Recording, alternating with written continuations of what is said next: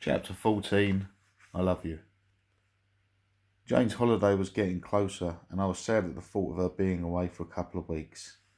Normally I'd have spent the time with Alan, but he was now working in his family's business alongside his dad and brother.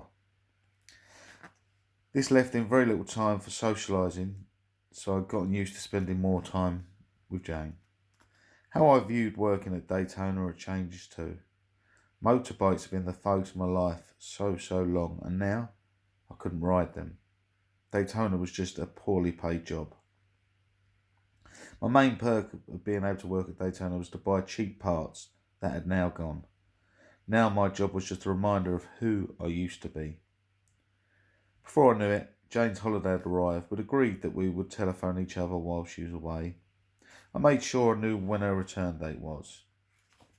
I took Jane to Peckham Rye train station and stood on the platform with her. While we waited for a train, we chatted about how much we enjoyed each other's company and that we were both looking forward to seeing each other again. I tried to keep my inner demons quieted. They were trying to insist that Jane would find someone new, someone better in Cyprus. As the train approached the station, I felt like I did when I first asked Jane to be my girlfriend. I looked at her and blurted out, "I love you, Jane." I was instantly worried that I'd said too much, that it was too soon. But Jane instantly replied, "I love you," and got on the train. It was like something out of an old black and white movie. Jane on the train, me on the platform, our hands pressed against the glass of the train door, a pair of us crying with happiness. We loved each other. With Jane now safely on her holiday, I decided to keep myself busy by redecorating my room. The walls next to my bed was covered in photos of motorbikes and old friends.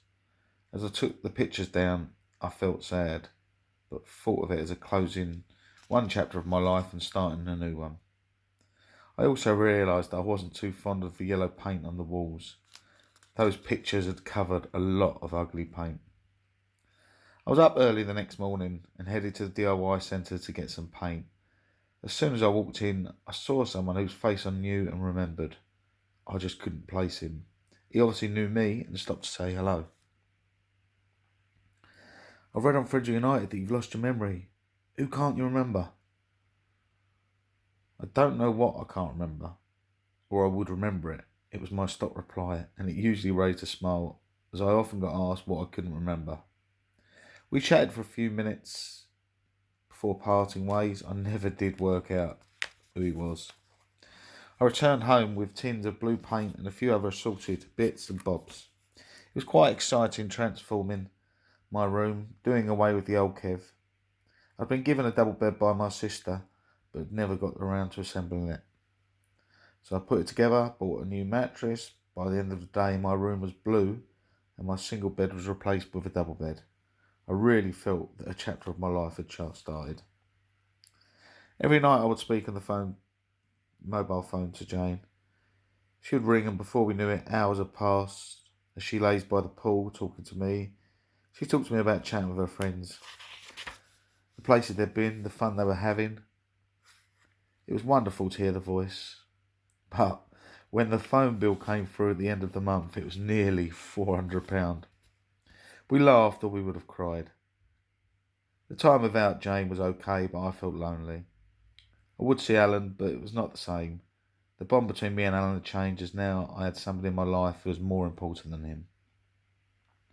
My dad, taxi driver by trade, acted as taxi driver for the family too. Dad's cab. He'd agreed to collect Jane from the airport and drop her off at my family home so we could see each other before she went home later. I sat in the room listening to the radio. I was trying to keep my mind busy. I half feared that Jane would arrive and say she'd met someone else. It wasn't long before I heard the familiar noisy diesel engine of my dad's taxi pulling up front slowly. I jumped up and ran downstairs to the front door and out into the front garden. Jane was getting out of Dad's taxi. We had our movie moment. We stopped and looked at each other, and time seemed to slow down in my mind. I remember Jane as beautiful. To my eyes in the flesh, she was stunning. Her caramel skin tanned by the Mediterranean sun, and her eyes glinting green in the sun. Then time started again, and we ran to each other. I caught her up in my arms, holding her close, and we kissed. I knew my fears were groundless. Jane wanted me. The months passed, and our relationship flowered. We were inseparable. I felt so loved and safe with Jane. I wanted to shout it from the rooftops. I did in a way that I never imagined possible.